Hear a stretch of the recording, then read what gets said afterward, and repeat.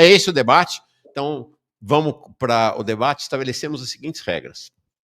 Nós vamos começar com uma intervenção inicial de cada um para a pergunta, que é a pergunta óbvia do debate, né? Se o governo é neoliberal, começa o Jones, 5 minutos para ele, 5 minutos para o Breno, depois mais 3 minutos para o Jones, mais 3 minutos para o Breno. E essa dinâmica, 5-5-3-3, vai ser para todas as 4 perguntas que estão preparadas para o debate. Terão as considerações finais. Eu já reparei que a gente não se deu conta da chegada de perguntas, então eu vou separar algumas perguntas para que vocês respondam no final, tá? Eventualmente aí antes das considerações finais, como o Jones vai começar, nas considerações finais o Breno começa. É isso aí. Então, vamos dar o pontapé inicial neste debate. Eu vou colocar um cronômetro aqui no alto para cada uma das respostas, para que vocês possam se orientar. Claro, passou um pouquinho, tal, tudo bem, mas vamos tentar manter no tempo. Então, primeiro a responder, Jones Manuel, o governo Lula é neoliberal ou não, Jones? Vamos lá, o cronômetro vai aparecer na tela, vai, perfeito. Vai. Vamos lá, gente. Eu acho que a primeira coisa que a gente precisa é definir o significado teórico desta pergunta para a formulação tática, para a formulação da linha política. O nosso querido camarada Breno Altman, no vídeo que ele fez, o Breno definiu uma série de espantalhos, né? Em que um deles era dizer que se o governo Lula é neoliberal, a gente deveria defender derrubar o governo Lula, a gente deveria ir para a rua pedindo fora Lula e por aí vai. Nada disso é verdade. Caracterizar corretamente o governo parte de uma premissa que é histórica para os comunistas, como diria o Palmiro Togliatti, né? Um precursor do eurocomunismo que Breno gosta, quem erra na análise erra na ação. Então a gente precisa fazer uma definição aqui do governo Lula e a partir da definição a gente formula a melhor tática. Dizer que o governo neoliberal não significa dizer que o governo tem que ser derrubado amanhã, não significa pedir fora Lula, nem significa dizer que o governo é ipsis literis igual ao governo Bolsonaro ou ao governo Temer, embora existam várias continuidades que a gente vai mostrar aqui no debate. Veja, a gente primeiro precisa entender neoliberalismo como uma época histórica, uma fase histórica do capitalismo que se desenrola a partir da década de 80, né? Fundamentalmente, embora surja um pouco antes. Eu não vou entrar nos mínimos detalhes das caracterizações do neoliberalismo, mas ele é para além de uma política econômica. O neoliberalismo ele tem uma política econômica centrada na austeridade, centrada no corte de gastos, na redução do tamanho do Estado, em privatizações, em PPPs e por aí vai, mas o neoliberalismo é para além da política econômica, é uma fase de desenvolvimento capitalista. Nesse sentido, o governo Lula ele seria neoliberal em 2 sentidos. No primeiro sentido, é que a carta ao povo brasileiro, o primeiro governo Lula e o PT como um todo já abre mão de qualquer perspectiva de reforma popular, não estou nem falando de revolução, de reforma popular e confrontar os núcleos do modo de reprodução capitalista neoliberal. Em comparação, na chamada onda progressista na América Latina, governos como o do Hugo Chávez e do Evo Morales confrontaram vários aspectos da arquitetura institucional e do modo de reprodução capitalista neoliberal. Então, o projeto petista como um todo, olhado no seu arco histórico, o 5º mandato petista, ainda que o 2º Dilma não tenha sido completado por causa do golpe, ele manteve todas as contrarreformas de FHC que marca a consolidação do neoliberalismo no Brasil. Todas. Inclusive praticando alguns estelionatos eleitorais brutais, como a promessa de reestatização da Vale, que nunca saiu do papel, e o enfrentamento à lei de responsabilidade fiscal. Isso por um lado. Por outro lado, se no governo Lula 1 e 2, particularmente no governo Lula 2, existia um debate se mesmo mantendo o modelo neoliberal, o governo tinha criado tal nível de flexibilidade de política econômica que dava para se debater o grau de continuidade e ruptura com a política econômica neoliberal, ao ponto de alguns teóricos, pensadores e pensadoras até criarem um conceito que é neoliberalismo desenvolvimentista. Quer dizer assim, o marco estrutural de contrarreformas neoliberais criado no Brasil não foi mexido, mas há uma flexibilidade muito grande de política econômica, muito diferente em vários aspectos do governo FHC. O governo Lula 3 se caracteriza por uma política econômica, e a gente não está nem falando aqui, presta atenção, que mais uma vez o governo Lula não se propõe a enfrentar nenhuma das contrarreformas do Temer e do Bolsonaro, inclusive praticando vários estelionatos eleitorais, como prometer enfrentar a contra-reforma trabalhista da Previdência e simplesmente não tocar no tema. Do ponto de vista da política econômica, é uma política econômica de cabo a rabo, e que o centro dela, de cabo a rabo neoliberal, e que o centro dela é o novo teto de gastos, uma política de austeridade, uma política de corte dos gastos públicos, uma política de ataque ao piso constitucional da saúde e da educação, uma política de arroxo no salário mínimo. Acabou de ser aprovado o limite de crescimento do salário mínimo dentro do novo teto de gastos, 2,5%. Uma política, ano passado, de criminalização violenta do BPC e uma tentativa de destruir o BPC, que só não aconteceu porque foi derrotada no Congresso. Desinvestimento em áreas públicas e, no lugar disso, colocar PPPs, né? PPPs, inclusive com uma participação central do BNDES. Então, o núcleo da política econômica e as declarações do Fernando Haddad não deixam dúvida. Quem tem dúvida é só olhar o que o Fernando Haddad diz, né? A Simone Tebet agora acabou de defender fazer um violento ajuste fiscal no pós-eleição de 2026 para liquidar de vez com os direitos sociais, trabalhistas e políticas públicas na Constituição. Então, veja, o núcleo da política econômica é neoliberal. Pode ter algumas pequenininhas contratendências aqui e ali, mas o núcleo da política econômica neoliberal de cabo a rabo, e Neymar é um aposentado. Breno, 5 minutos para você. Muito bem. Eu vou responder primeiro claramente a pergunta. Não, o governo Lula não é um governo neoliberal. E eu vou sustentar essa minha posição com base nos fatos. O Jones faz uma análise descritiva. A análise descritiva não é própria do marxismo. O marxismo se apoia sobre os fatos econômicos para poder ter uma constatação de determinadas teses ou a sua negação. Eu considero que o governo Lula é um governo que tem uma disputa de agenda entre uma agenda social liberal e uma agenda social desenvolvimentista. Nós não podemos analisar o governo Lula e caracterizá-lo olhando somente para a política econômica, muito menos para apenas uma parte da política econômica, a chamada macroeconomia, que é a política fiscal e monetária. Isso não tem a ver com o marxismo. O marxismo tem os seus olhos, quando trata da caracterização do governo, fundamentalmente do papel político, do papel de classe de um governo. Se você olhar só para a política econômica, você pode ter análises completamente distorcidas. Por exemplo, se você olhar só para a política econômica do governo chinês, você vai chegar à conclusão de que houve restauração capitalista. Se você olhar para a política econômica do governo Maduro, você vai chegar à conclusão, em função do afrouxamento cambial que ocorreu ali para enfrentar o bloqueio norte-americano, você vai chegar à conclusão que é um governo que se passou para o lado da burguesia e vai extrair dessa análise conclusões como a do Partido Comunista da Venezuela, que se aliou com a direita venezuelana contra o governo Maduro, sem compreender o papel do governo Maduro na luta anti-imperialista e todas as circunstâncias da luta de classes na Venezuela. Portanto, a análise nunca pode se circunscrever à política econômica, muito menos a chamada macroeconomia. A ideia de analisar a política econômica apenas através da macroeconomia é uma redução que nada tem de marxista. Nós, marxistas, temos que ter o olho fundamentalmente na relação salário e lucro, portanto, um olho sobre a questão salarial.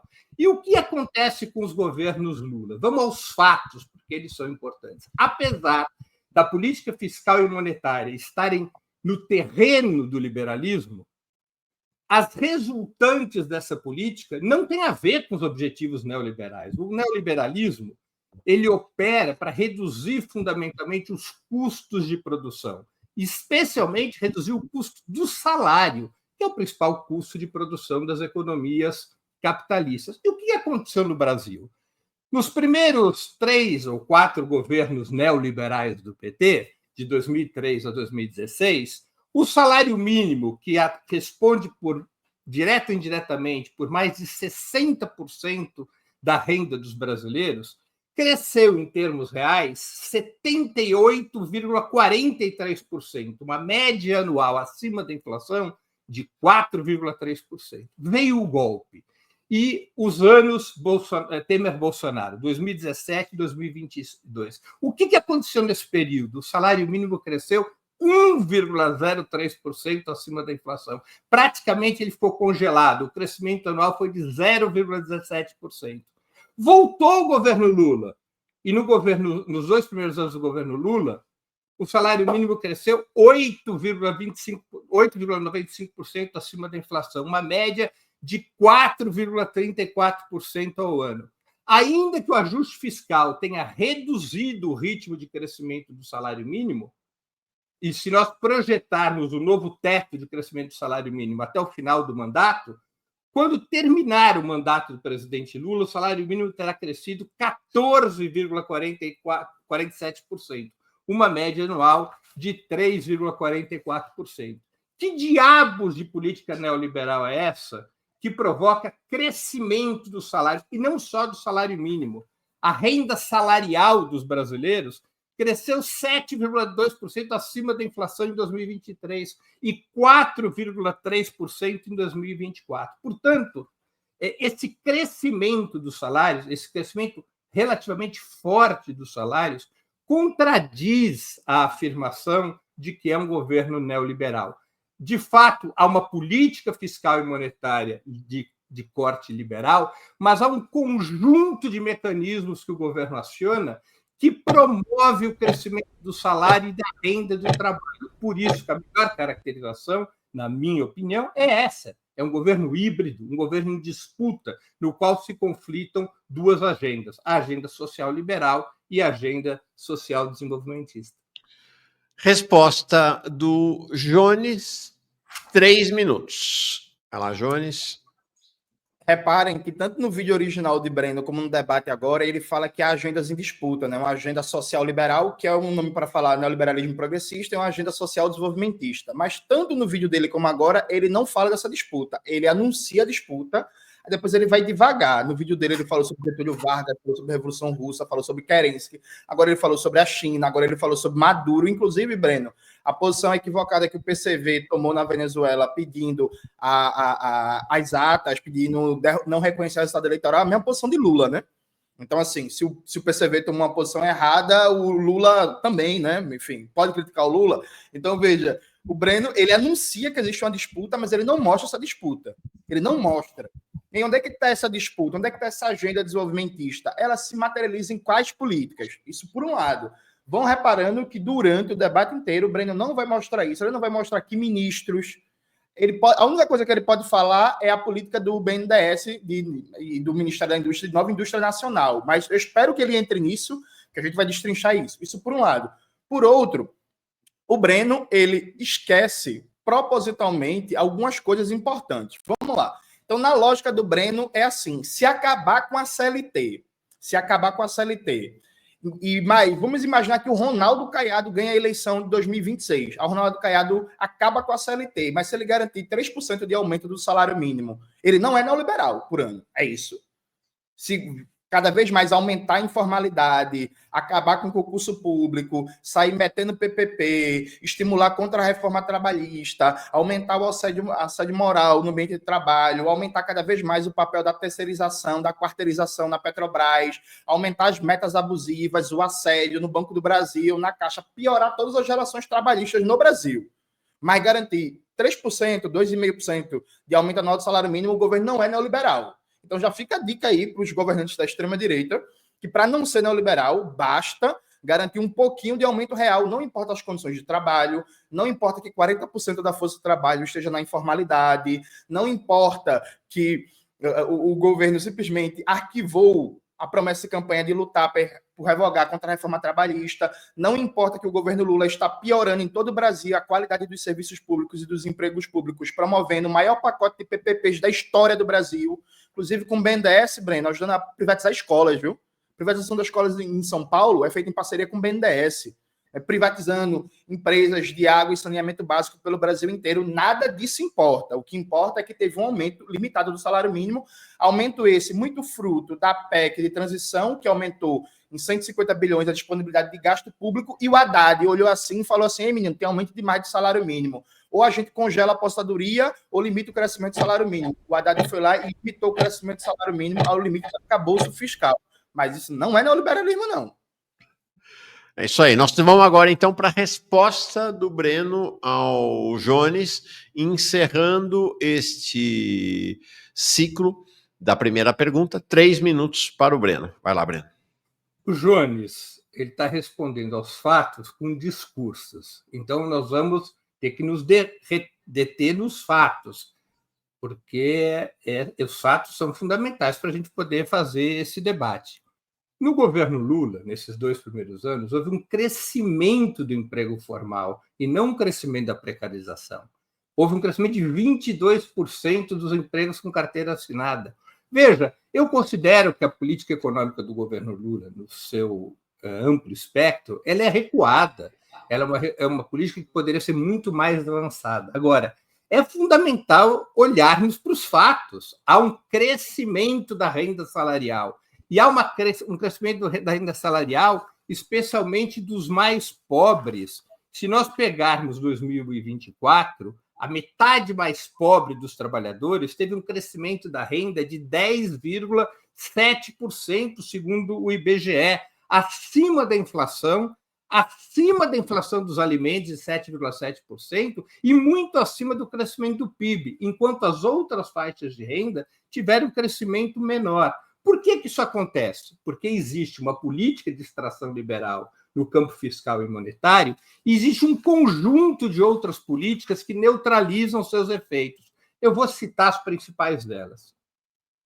A Petrobras reduziu de 60% para 45% a distribuição de dividendos para os acionistas no governo Lula, aumentando a capacidade de investimento da Petrobras e fugindo do teto de gastos, porque a Petrobras, os investimentos da Petrobras não são contabilizados no teto de gastos, é o chamado investimento parafiscal. Houve um fortíssimo crescimento dos gastos com saúde e educação, a partir da reposição dos pisos constitucionais em 23. Somente em 2024, houve um crescimento de 2,8% acima da inflação dos gastos sociais, incluindo a própria Previdência Social. Houve um aumento muito expressivo dos programas distributivos, como o Bolsa Família, o BPC e o abono salarial, ainda que o ajuste fiscal feito no final do ano passado atinja especialmente esses programas. Houve uma enorme expansão do crédito para famílias com menor renda. Houve programas significativos de impulso econômico direto, como Minha Casa Minha Vida, e mesmo o programa Nova Indústria, além da expansão de créditos do BNDES. Essas políticas nada têm de neoliberais. Elas correspondem a um contrafluxo da política fiscal e monetária. É neste terreno a disputa. Pela existência destas políticas, é que nós podemos entender os fatos que eu aqui citei, aos quais o Jones prefere ficar cego e não sequer comentá-los. É essa disputa no seio do governo, entre duas agendas distintas, o que explica os fatos serem contraditórios aos objetivos da própria política fiscal e monetária. Assim encerramos o ciclo da primeira pergunta. Nós vamos agora para a segunda pergunta. Então, para manter o equilíbrio, agora o Breno começa respondendo. Tá? Então, 5 minutos para o Breno, depois 5 minutos para o Jones, 3 minutos para o Breno, 3 minutos para o Jones. A gente mantém, então, a gente inverte agora. O Jones começou a responder na pergunta anterior.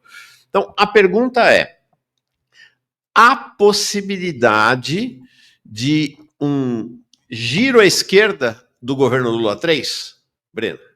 Olha, Mauro, eu já aprendi na vida que previsão a gente só faz sobre o passado, não é?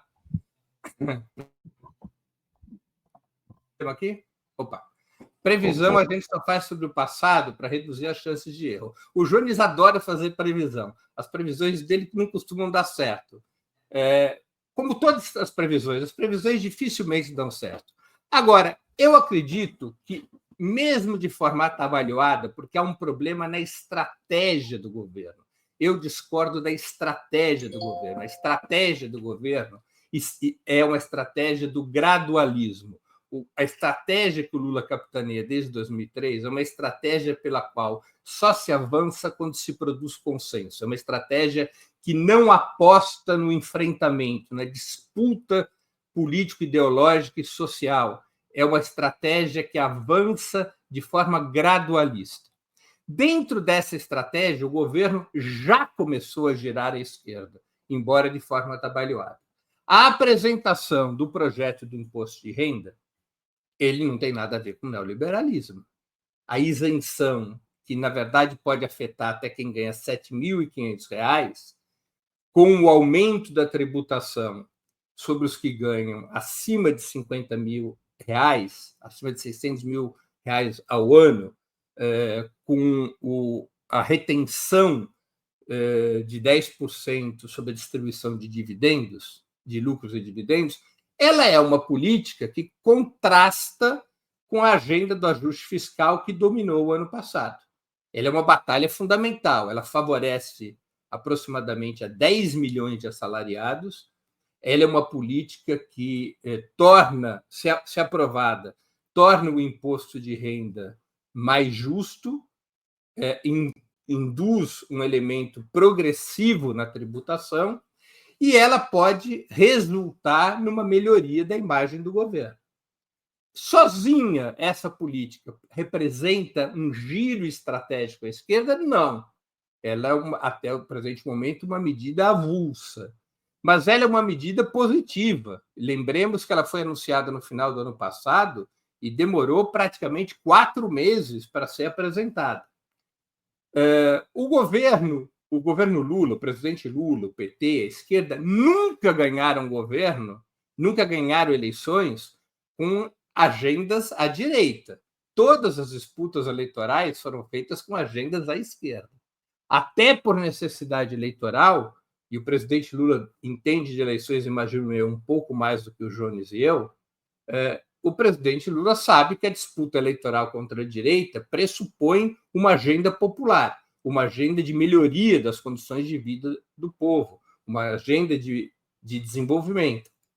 E a apresentação desse projeto sobre o imposto de renda é um passo adiante. É um passo suficiente? Na minha opinião, não. Mas é um primeiro passo. É um passo que demonstra que o governo pode estar se abrindo à necessidade de retificar sua estratégia. É um passo que demonstra que a agenda social desenvolvimentista pode ganhar espaço contra a agenda social liberal. Há uma fortíssima disputa no governo a esse respeito. Vocês mesmo aqui no programa Manhã Brasil citaram o absurdo das declarações de Simone Tebet propondo um novo ajuste fiscal na calada da noite, assim que forem realizadas as eleições de 2026. Isso, evidentemente, contrasta com a prioridade apresentada este ano de aprovar o projeto de reforma do imposto de renda com a isenção de quem ganha até R$ 5.000. Há um confronto dentro do governo. Há um confronto dentro até mesmo dos partidos de esquerda. Repito, entre a agenda social desenvolvimentista e a agenda social liberal. É um governo de frente ampla, no qual estão presentes forças com distintas concepções sobre o desenvolvimento do país. O ponto de unidade desse governo foi derrotar a extrema-direita, isso é o programa, e é um governo, portanto, que abriga diferentes concepções, e concepções que colidem entre si. Neste momento, com a apresentação do projeto de imposto de renda, eu acredito que o governo deu um primeiro passo. Espero eu que novos passos sejam dados. Espero eu que isso signifique uma retificação em relação à agenda predominante do ano passado. Valeu. Nós vamos, então, agora para a resposta do Jones à pergunta: a possibilidade de um giro à esquerda do governo Lula 3. Jones, 5 minutos para ti. Vamos lá. Veja, gente, antes de responder, é necessário comentar as falas anteriores do Breno. E aí eu vou até falar mais devagar para vocês prestarem atenção. Esse debate surgiu a partir do vídeo do Breno e que eu fiz uma resposta. No vídeo original do Breno, ele se negava a debater as PPPs. Ele não fala na exposição inicial, só fala nas perguntas e ainda vem com um negócio que para mim é justificável, quer dizer que PPP não é o mesmo que privatização. Reparem que na minha fala eu citei o papel das PPPs, é o maior pacote de PPPs da história brasileira, piorando a qualidade dos serviços públicos, entregando políticas públicas e serviços públicos para iniciativa privada. Breno Altman simplesmente passou batido e não falou, inclusive, de coisas aberrantes, como a participação do BNDES na participação de privatização de escolas em São Paulo, do governo Tarcísio de Freitas. Isso por um lado. Por outro lado, eu questionei diretamente, o camarada Breno, onde é que está essa agenda social desenvolvimentista? Quem são seus atores? Quem são as forças? Quais são as políticas? O que é que Breno citou? A Petrobras, que no meu próprio vídeo eu falei, sim, a política da Petrobras melhorou um pouco frente ao que era o governo Bolsonaro. Chamar de desenvolvimentista é forte, né? Refinarias continuam privatizadas, a BR Distribuidora continua privatizada, o arroxo em cima de trabalhadores terceirizados, atraso de salário, piora das condições de trabalho, tudo segue igual. Mas beleza, a Petrobras melhorou um pouco. Dito isto, em seguida, o Breno ele cita, preste atenção, ele cita o aumento do gasto com saúde e educação. No meu vídeo, fazendo análise do vídeo inicial do Breno, eu afirmo categoricamente que isso não se sustenta porque o governo Lula mandou para o Congresso uma proposta de PEC de transição que mantinha suspenso o piso constitucional da saúde e da educação. Isso foi a proposta inicial do governo. O governo tem modificações na PEC de transição no Congresso Nacional, o piso constitucional da saúde e da educação volta, começa a valer a partir de 2024, e em 2024 começa uma campanha violenta liderada pelo Ministério da Fazenda para destruir o piso constitucional da saúde e da educação. Então, o que o Breno mostra como prova de desenvolvimentismo é uma obrigação legal, constitucional, que o Ministério da Fazenda lutou e muito para destruir. Aí o Breno vai dizer, lutou para destruir, mas não ganhou. Então, quem foi contra destruir o piso constitucional é desenvolvimentista, aí é um pouco forçar a barra, né? Por exemplo, o Camilo Santana foi contra atacar o piso constitucional da educação. É porque o Camilo Santana é desenvolvimentista? Não, porque ele não quer menos dinheiro para sua pasta. Aí o Breno citou a bônus salarial e o BPC. Realmente, gente, cresceram. Aí, enquanto crescia, o governo fez uma análise do crescimento e decidiu destruir o BPC. Fez um pente fino que cortou mais de 300 mil pessoas. Quando era o governo Bolsonaro fazendo pente fino, o PT criticava e tentou destruir o BPC no Congresso. Ainda bem que foi derrotado no Congresso, mas conseguiu fazer um ataque ao abono salarial e conseguiu fazer um ataque ao salário mínimo. Então, assim, o Breno pega gastos de crescimento obrigatório e coloca isso como prova de desenvolvimentismo. Assim, não dá, gente. E esses gastos de crescimento obrigatório, eles continuam crescendo para esse ano porque o governo foi derrotado no Congresso. Perfeito? Então é importante frisar isso. Por outro lado, veja, o presidente Luiz Inácio Lula da Silva não mostra absolutamente nenhum sinal de uma virada à esquerda nesse governo. Eu gostaria bastante.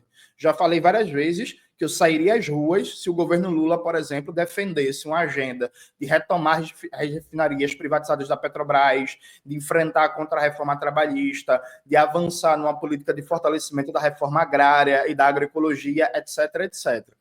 A medida de isenção para quem ganha até 5 mil é uma medida de tentativa de recuperação de apoio eleitoral, assim como é entregar o FGTS para os bancos no consignado privado, num país que tem mais de 70 milhões de pessoas endividadas, em que o governo Lula nem sequer colocou limite nos juros no empréstimo consignado privado. Então, os bancos podem pegar o FGTS dos trabalhadores cobrando até 40%, 50% de juros ao ano. Isso por um lado. A medida de isenção do imposto de renda até 5 mil é uma boa medida, mas isso é uma medida meramente eleitoral dentro de um mar de outras medidas neoliberais. Por exemplo, hoje mesmo, antes de começar o debate, a gente viu que na aprovação do orçamento o governo cortou mais de 7 bilhões de Bolsa Família, gente.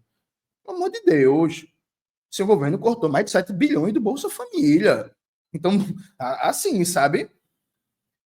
Neste momento, não há possibilidade de virada à esquerda. E na próxima rodada eu explico o porquê não há. Legal. Vamos então agora, Breno, 3 minutos para responder ao Jones sobre esse tema, virada à esquerda do governo Lula, sim ou não? Vai lá, Breno. Jones, é complicado assim. Quando o governo Lula aplica políticas neoliberais, ele está sendo neoliberais. Quando ele aplica políticas que são desenvolvimentistas, ele está sendo eleitoreiro. Então não tem chance dele acertar. Nas duas opções, ele vai estar errado. A gente tem que ter um debate mais científico, mais sério sobre isso, não é? Mais rigoroso. Eu entendo a necessidade política de você fazer um discurso sempre enfático de oposição para regimentar forças no campo político que você acredita, eu acho isso legítimo, mas tem que ser cuidadoso com os fatos. Por exemplo, você fala que foram cortadas 300 mil inscrições no BPC. É verdade, só que se você olhar para esses 2 anos de governo Lula, o número de beneficiários do BPC subiu de 5,15 milhões para 6,29 milhões, é um crescimento de 22,14%. Não caiu o número de beneficiários do BPC, ao contrário, subiu e subiu muito e continua subindo, não é? Nós temos que levar em conta esses fatores, ou seja, há um conjunto de políticas no governo que eu aqui busquei listar e a qual agora se incorpora o projeto de reforma do imposto de renda, que são um contravapor em relação às políticas fiscal e monetária que estão no terreno do liberalismo. Tá? Essas políticas, elas estão na base do crescimento da renda real do trabalhador, estão na base do crescimento do emprego, estão na base do crescimento da economia. O crescimento da economia está sendo mobilizado principalmente pelo consumo das famílias, porque está entrando mais recursos nas famílias, está entrando menos do que poderia. A recuperação não é tão forte como eventualmente nós gostaríamos e eventualmente poderia, mas são os dados, Johnny, são os fatos. O consumo das famílias subiu 4,8% em 2024. O consumo das famílias em 2023 tinha subido 3,1%. É o que comanda a recuperação da economia. Significa dizer que a renda do trabalho está crescendo. E isto é antagônico a políticas neoliberais. O neoliberalismo foi construído como política para reduzir custos de produção, para reduzir salário, para reduzir benefícios. E isso não está acontecendo na vida real. E outra, a PEC da transição, que foi muito importante para driblar aquela situação de 2022, ela não é um jabuti que subiu sozinho na árvore. Quem propôs a PEC da transição foi o governo. O governo propôs a PEC da transição. Ela não nasceu por combustão espontânea. Não é? Então, essas coisas todas, os fatos, têm que ser levados em consideração. Os fatos são mais importantes que os discursos, Jones. Vamos lá. Agora, Jones termina essa rodada, 3 minutos. O tema continua sendo a questão da possibilidade ou não de um giro à esquerda do governo Lula. Jones, tua vez. Repare que Breno Altman, ele continua não falando do maior pacote de PPPs da história da República Brasileira, inclusive com apoio do BNDES à privatização de escolas como aqui em São Paulo, e simplesmente foge do tema. Repare que o camarada Breno, ele chama de política desenvolvimentista a isenção do imposto de renda para quem ganha até 5 mil, uma política importante, mas isso não é desenvolvimentista. Repare que Breno não consegue mostrar as forças desenvolvimentistas no âmbito do governo. Eu só quero que vocês prestem atenção nisso e como ele está fugindo recorrentemente de temas incômodos. Aí Breno, veja, é muito difícil, Breno, você citar o BPC. É claro que o BPC cresceu, Breno, porque pela primeira vez na história do BPC, do segundo semestre de 2018 até o segundo semestre de 2021, a fila do BPC ficou congelada. Todo ano o BPC crescia, o Bolsonaro congelou a fila como uma forma de atacar o programa, na tentativa de ganhar a eleição a partir de 2022. O Bolsonaro finalmente deixou a fila andar, o BPC começou a crescer de 2022 em diante. Vendo o crescimento do BPC, Breno, o governo Lula tentou destruir o BPC, Breno. governo Lula foi criticado a rodo pelas pessoas que votaram nele. O rapaz que subiu lá a rampa com Lula, o Ivan, por exemplo, ele foi motivo de achincalho da extrema-direita, porque subiu a rampa com o governo e depois estava o governo atacando uma política social, uma política pública fundamental para pessoas com deficiência, Breno. O governo foi derrotado, Breno, no Congresso. O BPC tinha sido destruído, Breno. Aí tu fica citando o crescimento do BPC como prova de política não neoliberal, Breno, sabe? É muito difícil, viu? Inclusive, na época, você criticou o ataque ao BPC. Ainda bem, né, Breno, que foi derrotado, né, no Congresso, né? Agora, veja, por que não existe chance de uma guinada à esquerda neste momento? A política econômica do governo Lula precisa ser derrotada, né? Há um consenso hoje muito grande entre a direita, os liberais, a extrema-direita e a maioria dos progressistas em torno de uma concepção de macroeconomia neoliberal, em torno de uma política que preza pela ideia de responsabilidade fiscal, de não gastar mais do que arrecada e todos esses mitos neoliberais. A partir do momento que o governo adotou o novo teto de gastos, ele se amarra de um jeito trágico, né? Para mim, o que é central? O que é central? A gente impor uma agenda popular à extrema-direita e ao governo para fazer com que o governo seja forçado a tomar posição, pautas como o fim da escala 6x1. Por quê? Não há possibilidade do governo guinar à esquerda com o núcleo da política econômica, que é neoliberal de cabo a rabo, e não tenha dúvidas disso, né? Todo dia o Haddad dá provas diferentes. Veja, a prova que não há guinada à esquerda é o consignado do privado, gente. O governo poderia ter imposto um limite de juros aos bancos. A Febraban está muito feliz. O governo entregou o FGTS para o trabalhador, o FGTS para os bancos, sem colocar limite na taxa de juros. Isso num país com mais de 70 milhões de endividados e que o desenrola não tirou praticamente ninguém da situação de inadimplência. Hoje o Brasil tem mais endividados do que antes de lançar o desenrola.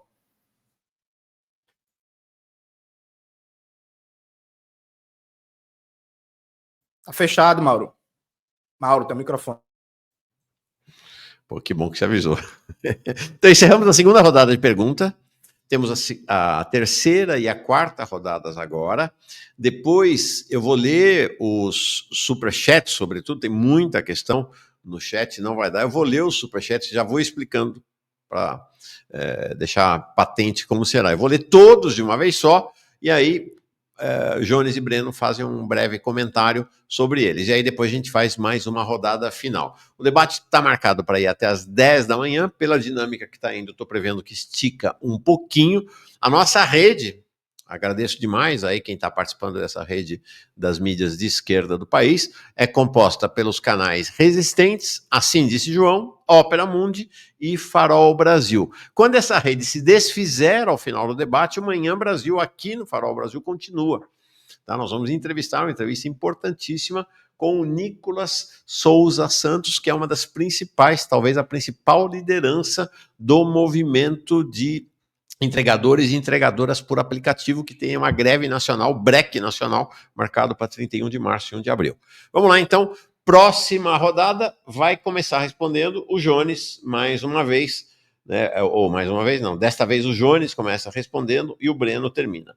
O tema, Jones e Breno, é correlação de forças. A correlação de forças é o determinante crucial para o comportamento do governo Lula e das forças de esquerda.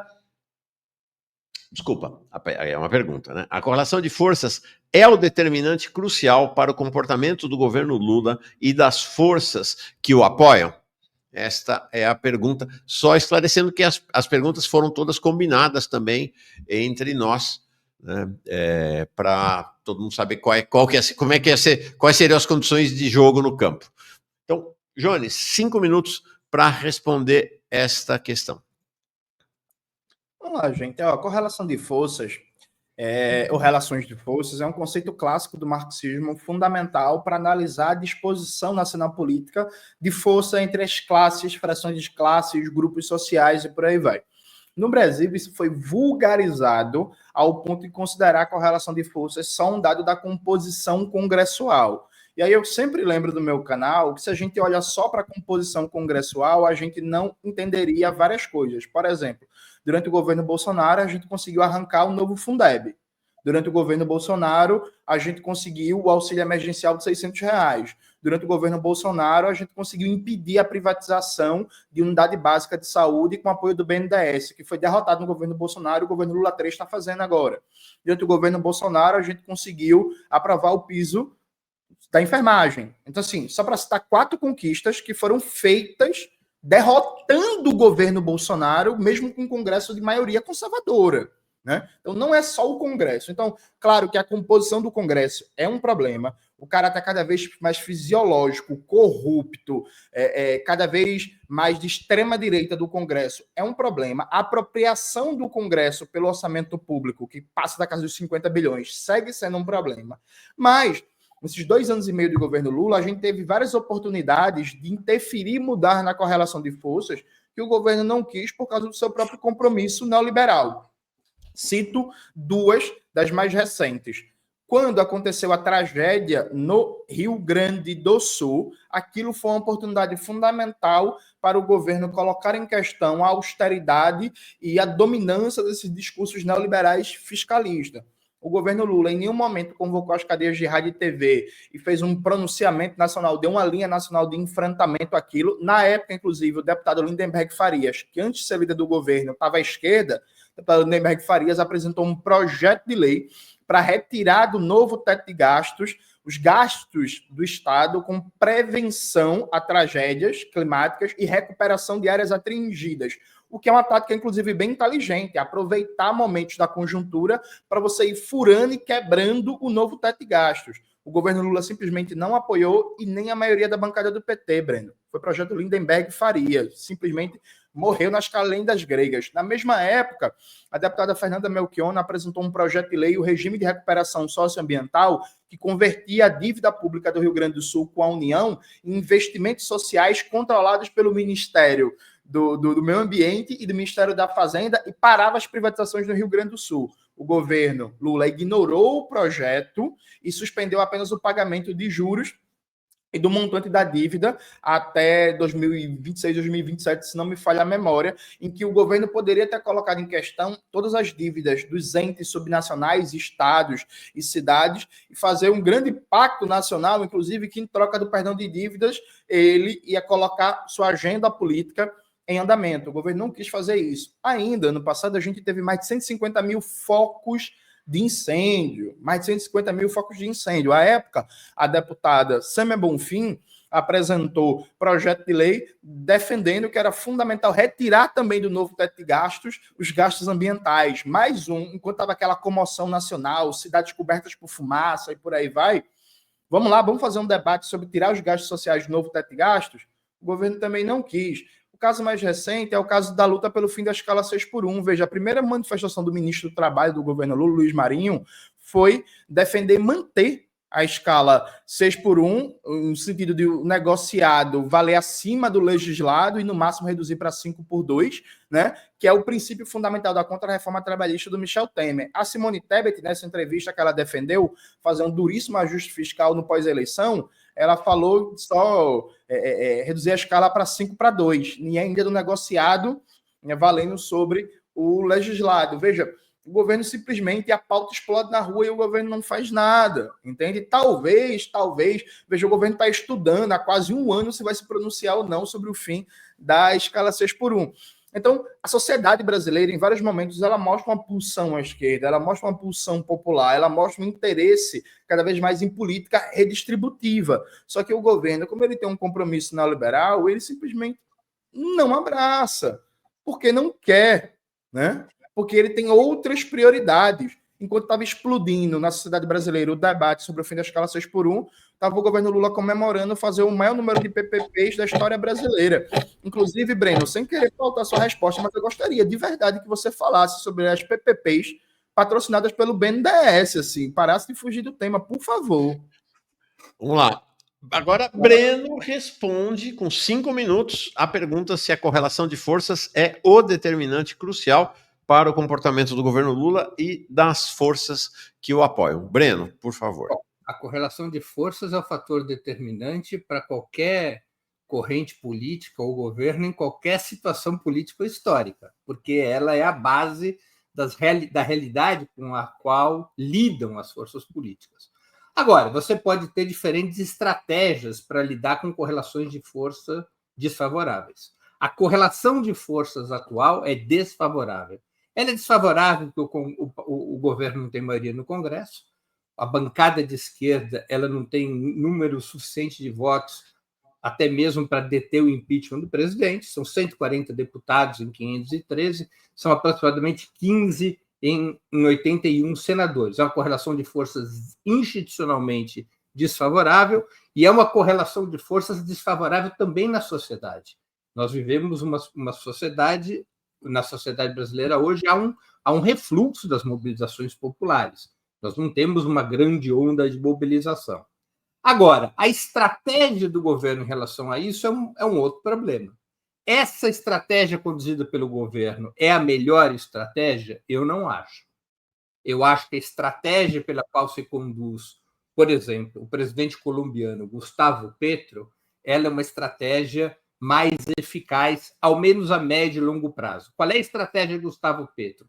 Apostar fortemente na mobilização social, apostar fortemente na pressão de fora para dentro sobre as instituições, fazer do governo um instrumento de organização e mobilização da sociedade. Nós já fizemos isso aqui no Brasil, especialmente no período da Constituinte. Muitos dos direitos sociais que estão na nossa Constituição foram conquistados a partir de uma mobilização de fora para dentro. Eu acho que a estratégia do governo, deste ponto de vista, é uma estratégia equivocada. É uma estratégia que aposta todas as fichas na institucionalidade. É uma estratégia, portanto, errada e que está dando errado.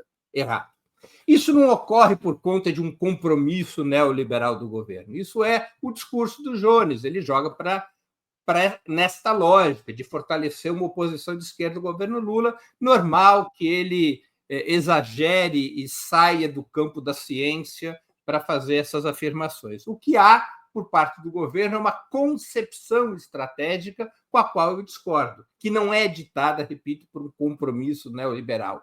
É ditada por uma forma assentada majoritariamente no PT sobre como enfrentar uma correlação de forças desfavorável, que é uma estratégia institucionalista, uma estratégia gradualista, com a qual, repito, eu não tenho acordo.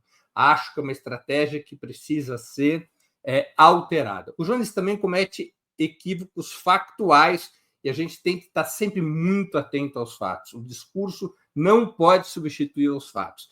O discurso substituir os fatos não tem a ver com marxismo, tem a ver com qualquer outra coisa. O governo Lula poderia ter feito mais do que fez em relação ao Rio Grande do Sul, mas os créditos utilizados para a situação do Rio Grande do Sul foram retirados do arcabouço fiscal. Não foi estabelecida uma lei que garantisse um conjunto de outros investimentos fora do teto de gastos, mas os créditos extraordinários com o Rio Grande do Sul e os créditos extraordinários com as queimadas não foram contabilizados no arcabouço fiscal, não foram contabilizados para efeito do resultado primário, ficaram fora dessa conta. O governo... Opa! O problema de conexão é aqui, é aí, Mauro? Acho que era aí, foi aí, mas voltou. Tá bem. Esses créditos não foram incorporados ao cálculo do arcabouço fiscal. O governo Lula preferiu, ao invés de travar uma disputa no legislativo por um projeto de lei que desse sustentação a essas exclusões, ele optou por recorrer a um instrumento mais rápido e fácil e de menor alcance, é verdade, que é, a partir da decretação de uma situação de calamidade pública, excluir os gastos com o Rio Grande do Sul e com as queimadas do cálculo do resultado primário. Mas esses cálculos, esses créditos foram excluídos. Este é o fato, esses créditos foram excluídos. Por fim, Jones, eu não fujo de tema nenhum, mas nem se a gente for discutir se o Sport Recife é um time de futebol ou um clube carnavalesco. Nós temos que entender... Bom, o tempo vai se esgotar aqui, agora que eu olhei para o relógio. Então, logo em seguida, na minha próxima vez, vamos falar de privatizações, PPPs e concessões. Legal. Então, continuando no nosso tema correlação de forças, Jones tem agora 3 minutos. Vamos lá. Vamos lá, gente. Na arquitetura institucional do novo teto de gastos, gastos não previstos no orçamento, como a tragédia do Rio Grande do Sul, é claro que são feitos por créditos extraordinários no Congresso. Inclusive, isso vinha antes do novo teto de gastos, inclusive lei de responsabilidade fiscal. Então, veja, o Breno está confundindo duas coisas. Sim, os gastos emergenciais foram feitos por crédito extraordinário, por fora do orçamento. O que, por exemplo, eu estou citando um projeto de lei de um petista, gente. O que o Lindenberg Farias propôs foi que, de maneira estrutural, permanente, os gastos com prevenção a tragédias climáticas e recuperação de áreas atingidas ficassem fora do novo teto de gastos, ou seja, criando um furo permanente no novo teto de gastos, retirando isto do novo teto de gastos, afrouxando, portanto, a austeridade e dando, inclusive, mais espaço fiscal para o governo. Quem acompanha meu canal viu que em 2024 eu falei muito do projeto da deputado Lindenberg. Apoiei, vice-Breno, que eu não tenho problema de apoiar projeto petista, não. A questão é se é bom ou se é ruim, né? Infelizmente, o governo não quis, a maioria dos petistas ficaram calados. Então, o Breno está confundindo duas coisas. Veja, Breno, eu acho uma pena, inclusive, que você também não falou sobre a questão da luta pelo fim da escala 6x1. A posição do presidente Lula foi ficar calado. A posição, inclusive, eu nem cobro muito a primeira-dama, porque eu acho que isso não cabe, mas a posição da primeira-dama, que tem um papel político imediato, foi ficar calada. A posição do ministro do Trabalho foi ser contra a luta, né? Essa foi a primeira declaração dele, que, inclusive, foi tão criticado e teve que voltar atrás. O ministro Fernando Haddad vem dando sistemáticas entrevistas, simplesmente não falou absolutamente nada. O ministro Wellington Dias não falou absolutamente nada.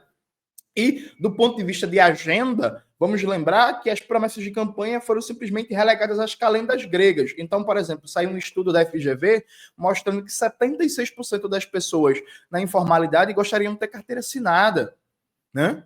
A maioria da classe trabalhadora apoia a função estatal de entregar saúde, educação e geração de emprego. A maioria da classe trabalhadora apoia, né, uma reforma tributária progressiva muito além do que está aí. Inclusive, o Breno falou que não é medida neoliberal, que o governo, um exemplo da medida não neoliberal é a isenção do imposto de renda para quem ganha até 5 mil. Pela definição de Breno, do ponto de vista tributário, o governo menos neoliberal da história brasileira é o governo Itamar Franco, né? Porque a mudança que ele fez no imposto de renda, um imposto de renda progressivo, foi muito maior e muito mais avançado que esse aí, inclusive, taxando lucros e dividendos, coisa que no quinto governo petista nunca aconteceu. Então, veja, Breno, a conjuntura brasileira deu várias e várias oportunidades para o governo Lula pautar o debate à esquerda. Não significa que ele ia ganhar, mas ele podia acumular forças, ele podia chamar mobilização, ele podia acumular organização popular, e o governo simplesmente não aproveitou nenhuma delas. Opa, perfeito. Fechando, então, essa rodada sobre o tema da correlação de forças. Breno, 3 minutos para ti. Jones, eu não estou confundindo nada. Você está corrigindo uma bobagem que você falou na intervenção passada. É bem-vinda a correção. Ou seja, os créditos extraordinários do Rio Grande do Sul e das queimadas não foram incluídos no cálculo do arcabouço fiscal. O governo apostou por esta via para poder enfrentar a questão gaúcha, a questão das queimadas. Outras vias seriam possíveis, é verdade. Essas outras vias, eventualmente, com maior amplitude. O governo não quis apostar nesse caminho. Veja, nós temos que fazer a crítica do governo, a crítica ao governo, com base na realidade. A realidade não é um compromisso neoliberal, é uma estratégia gradualista para enfrentar o legado neoliberal. Eu não concordo com essa estratégia gradualista. Repetirei mais uma vez.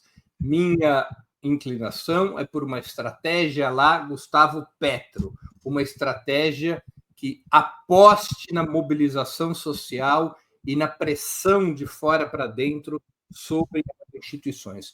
Mas a crítica a essa estratégia não pode nos levar a uma deformação analítica, não entender do que se trata. A reafirmação constante do Jones de que nós estamos falando sobre um compromisso neoliberal do governo, ela é uma deformação analítica, ela não tem base nos fatos.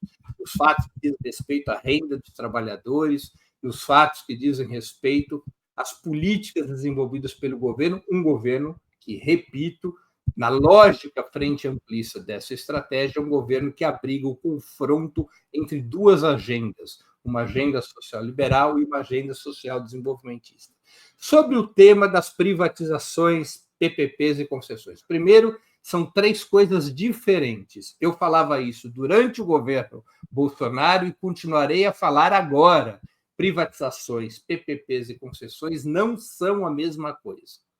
O governo Lula travou as políticas de privatizações que estavam sendo conduzidas por Bolsonaro e que levariam, caso a extrema-direita continuasse no governo, esse era o compromisso programático do bolsonarismo, levariam à privatização da Petrobras, do Banco do Brasil e da Caixa Econômica Federal. O governo Lula travou essas privatizações, e isso é um fato progressivo, que não pode ser ocultado, porque senão deforma o debate. O governo Lula, por outro lado, embora tenha travado as privatizações, o governo expandiu as PPPs, uma expansão com a qual eu também não tenho acordo, é uma expansão absolutamente despropositada, e o governo também expandiu as concessões. PPPs e concessões são muito menos graves ao patrimônio público do que as privatizações, mas são instrumentos que devem ser usados de forma muito comedida, não podem se transformar em políticas fundamentais num governo progressista. Pois bem, vamos para a última pergunta deste nosso debate. É a pergunta sobre cenário para as eleições de 2026. Vamos começar mais uma vez com o Breno. Lembrando que, ao fim do conjunto de duas respostas de cada um sobre esse tema, cenário para 2026, eu vou ler os superchats todos de uma vez só, não vai dar tempo de ficar respondendo. Aí eles fazem um comentário, cada um, sobre os superchats, e aí vamos para as considerações finais e marcamos o próximo debate na semana que vem sobre o jogo Brasil e Argentina. Comentário sobre o jogo Brasil e Argentina, terça que vem. É isso aí. Vamos lá. Eleição de 2026. Breno, você tem 5 minutos para começar essa rodada. Qual é a pergunta? Eleição de 2026. Qual o cenário para 2026, na sua visão? Olha, nós temos ainda um conjunto de variáveis não definidas, né? Então, a polarização do país, a contradição principal do país, continua a ser entre as forças populares e democráticas, representadas pelo governo Lula, com todos os seus problemas e erros, e a extrema-direita. Essa continua a ser a contradição principal do país. Né? E essa contradição vai se expressar nas eleições de 2026. Ainda é uma incógnita sobre como a extrema-direita irá se apresentar. As chances do Bolsonaro ser candidato, essas chances são mínimas. Bolsonaro está interditado por conta do Tribunal Superior Eleitoral e provavelmente será condenado nos processos sobre a trama golpista de 2022 e 2023. A extrema-direita pode optar por ter uma candidatura raiz, seria o filho do Bolsonaro, um dos filhos do Bolsonaro, ou a Michele Bolsonaro, ou por ter uma candidatura como a do Tarcísio de Freitas, capaz de reunificar o campo conservador. É exemplo do que aconteceu nas eleições de São Paulo, quando Ricardo Nunes representou uma frente ampla contra a esquerda. Embora ela tenha sido furada pela candidatura do Pablo Marçal, esta foi a lógica, reunificar o campo conservador contra a esquerda. Essa é a bifurcação da extrema-direita. Uma candidatura raiz, o que faria com que a direita liberal corresse em faixa própria ou mantivesse a frente ampla com a esquerda contra Bolsonaro, ou uma candidatura de composição, como a do Tarcísio de Freitas, que permitiria, eventualmente, reunificar o campo conservador e esvaziar a própria frente ampla anti-Bolsonaro constituída em 2022. Do ponto de vista da esquerda, o presidente Lula é o grande nome, é o candidato à reeleição. A candidatura do presidente Lula, mais uma vez, como ocorre desde 1989, ela vai unificar as forças democráticas e populares. Então, esse é o cenário principal que nós vamos ter. O presidente Lula enfrentará ou uma candidatura raiz do bolsonarismo, e com isso ele poderá preservar a tática da Frente Ampla operada em 2022, que é uma tática com a qual eu não tenho acordo, mas é a probabilidade maior se isso acontecer, ou, no caso de uma candidatura como a do Tarcísio de Freitas, o que nós vamos assistir é um estreitamento dessa frente ampla e a necessidade do governo em remodelar o seu programa e o seu discurso para poder disputar a base popular e enfrentar essa frente ampla que se armaria dentro do campo conservador. Eu quero terminar minha intervenção nesse primeiro momento sobre as eleições de 2026 com algo importante que tem a ver com o debate inicial, com a questão inicial desse debate. Quando a gente define um governo como neoliberal, tem que extrair consequências disso. Se eu extraísse esta conclusão do governo Lula, que é neoliberal, eu estaria na oposição a esse governo. Eu iria querer derrotar esse governo. No limite das minhas forças, se forças eu tivesse, eu iria querer derrubá-lo. Mas certamente eu iria ser oposição ao governo. Não é? Eu não considero neoliberal, portanto, não sou oposição a esse governo. Eu quero que o governo mude o seu rumo, mas eu não quero derrotar o governo. Isso tem uma consequência muito importante para a luta política. Vou aqui recordar que essa caracterização de que o governo é neoliberal não é nova. Essa caracterização foi feita, por exemplo, em 2016, por alguns partidos da chamada esquerda radical, entre eles pelo PCB, do qual militava o Jones Manuel à época. Exatamente porque o PCB caracterizava o governo Dilma como neoliberal, o PCB se recusou a ir nas manifestações contra o impeachment, nas primeiras manifestações contra o impeachment.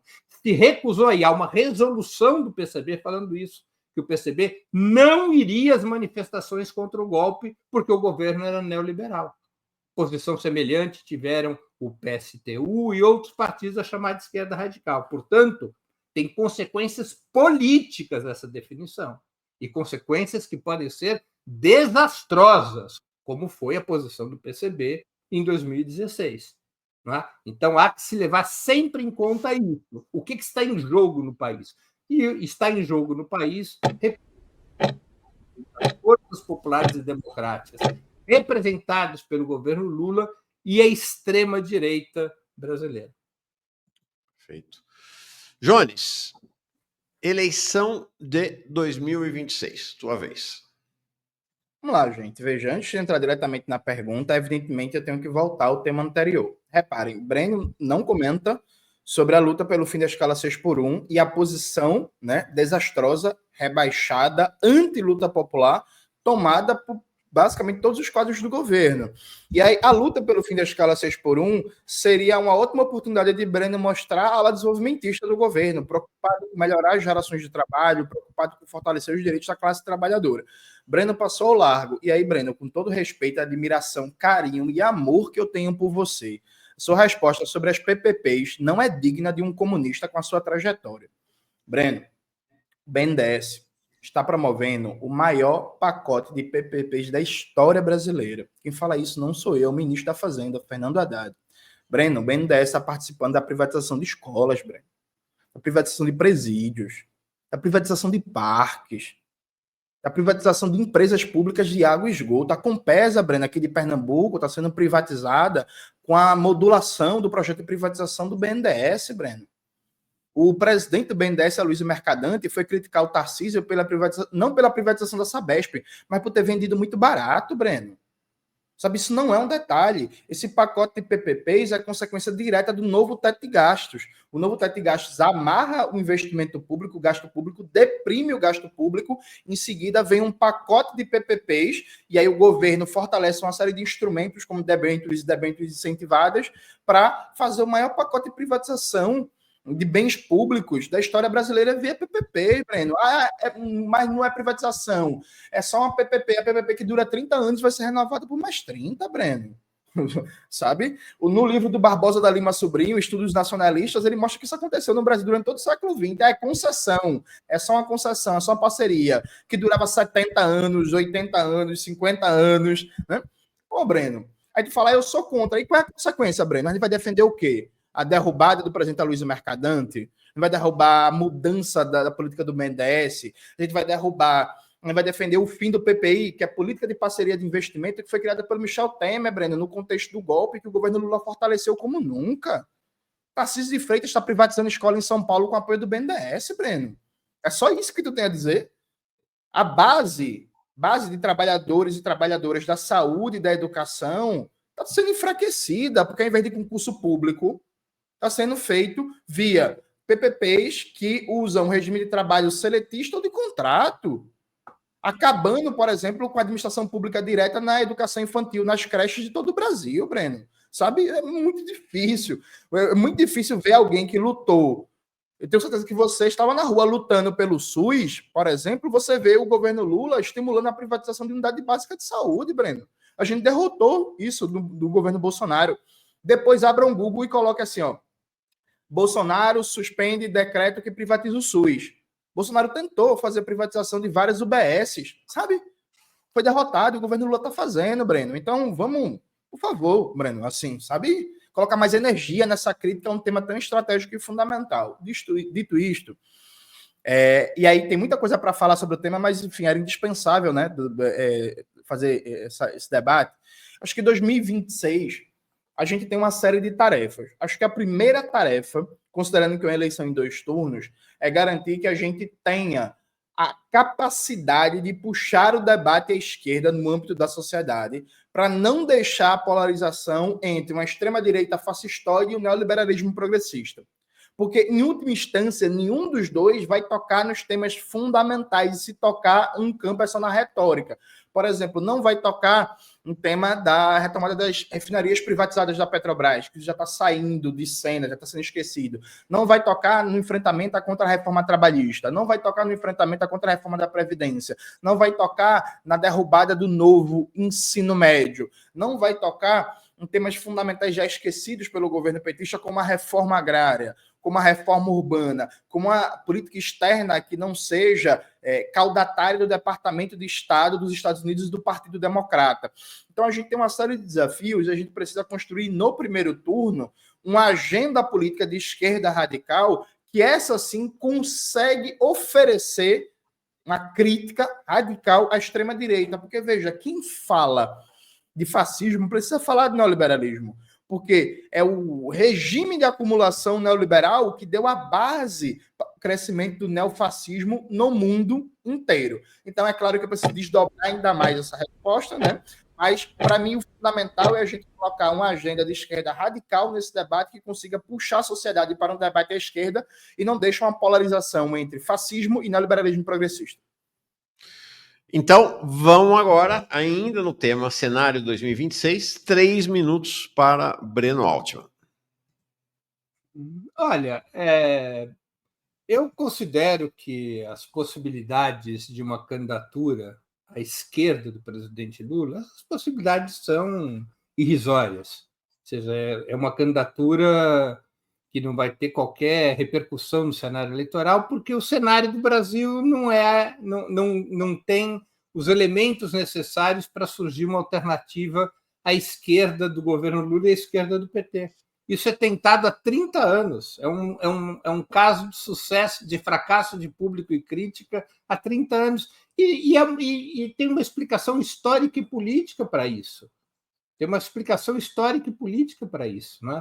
O Partido dos Trabalhadores, ele continua a ser a grande referência das classes populares. Ele consolidou uma referência que é semelhante, por exemplo, à do Partido Trabalhista Britânico. Nenhuma força externa ao Partido Trabalhista Britânico, à esquerda do Partido Trabalhista Britânico, jamais teve qualquer relevância no cenário político do Reino Unido. As forças de esquerda mais consequentes e que buscam construir alternativas de poder no Reino Unido atuaram por dentro do Partido Trabalhista, né? O caso mais recente, que acabou fracassando, mas o caso mais recente foi do Jeremy Corbyn, que chegou a ser eleito líder do Partido Trabalhista Britânico. Jeremy Corbyn é um anti-imperialista, um anticapitalista, representa a esquerda do Partido Trabalhista. Então, eu não acredito que tenha, nesse momento, qualquer relevância no debate público o surgimento de uma candidatura do que o Jones chama de esquerda radical. Acho que é legítimo ter uma candidatura. É normal que esses grupos que constituem a chamada esquerda radical queiram um espaço na vida política do país. O discurso do Jones nesse debate mostra o esforço dele, ele sua em campo para fazer com que essas forças sejam regimentadas. Ele tem que radicalizar o discurso, sair da realidade, evitar os fatos, para poder tentar construir esse campo. É legítimo, mas ele não tem relevância na vida política do país, não na atual quadra histórica. Eu continuo absolutamente convencido de que, com todos os problemas, com todos os erros, com todas as contradições, mesmo no âmbito de uma disputa de agendas como é o atual governo Lula, o único caminho viável de acumulação de força para a esquerda e para os revolucionários é a construção de uma candidatura ao redor do presidente Lula. Não há uma outra alternativa, não é só, Jones, para derrotar a extrema-direita, não há uma outra alternativa para preservar identidade de massas para a esquerda brasileira, ao menos não no atual ciclo histórico. Legal. Jones, então você fecha agora com mais 3 minutos o debate da quarta pergunta sobre o cenário para 2026. Vamos lá, perfeitamente. Neste momento, congelando a cena, do ponto de vista de densidade eleitoral, não tem. Vai saber daqui para 2026, né?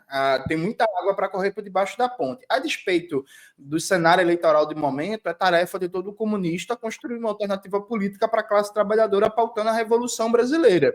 Isso não significa deixar de, inclusive, a eleição no Brasil, é sempre bom lembrar, é um modelo de 2 turnos, deixar se preocupar e tentar impor uma derrota tática à extrema-direita no segundo turno, se necessário. Fato concreto é que a gente não pode menosprezar a necessidade já agora de construir um campo de esquerda radical que consiga pautar a classe trabalhadora por um programa político à esquerda que represente os interesses da classe trabalhadora.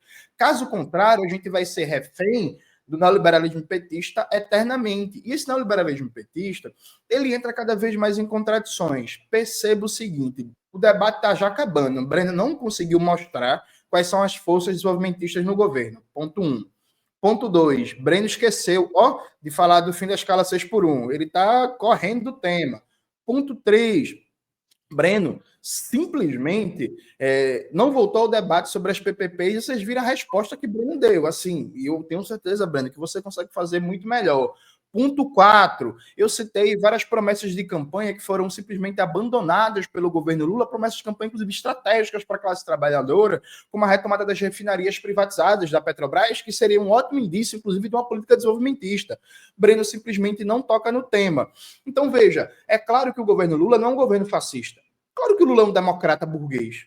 É claro que o Lula não é um imbecil, genocida, como o Bolsonaro. Isso está fora de questão. Ninguém nunca fez essa comparação. A questão é, nos marcos da economia política, nos marcos de projeto de país, pensando nos interesses estruturais da classe trabalhadora, o Lula e o PT não dão alternativas para a classe trabalhadora. Prova disso é que, tendencialmente, a gente vai terminar mais um governo Lula, em que vai ter mais de 70 milhões de brasileiros endividados, em que vai ter 40% da força de trabalho na informalidade, em que nenhum problema estrutural do Brasil vai ser enfrentado. Veja, o 5º governo petista, o Brasil continua um país com analfabetismo. Sabe? O 5º governo petista, o Brasil continua pagando sistematicamente uma das maiores taxas de juros do mundo.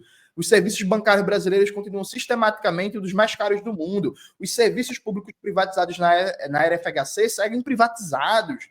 Né? Nenhum problema estrutural do Brasil no 5º governo petista foi tocado de frente. Né?